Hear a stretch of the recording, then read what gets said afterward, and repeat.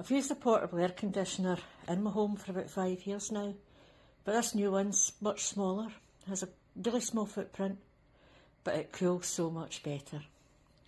You can turn on by the onboard controls or by the remote control.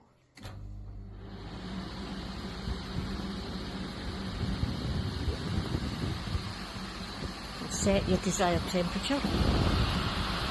Make it nice and cool. Now here's the onboard controls. You can choose fan, dehumidifier, air conditioning. You can change fan speed. That's it now on low. You could also choose to swing the levers. Spreads the cool air out more evenly across the room.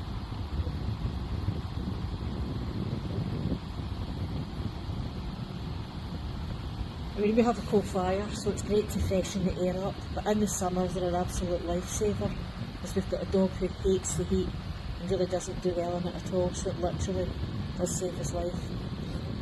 We've got it vented out through a hole in the floor, so we've got deep foundations, and it goes down through there, and there's a pipe duct going out to the external vent, so we don't need any hoses going up towards the window.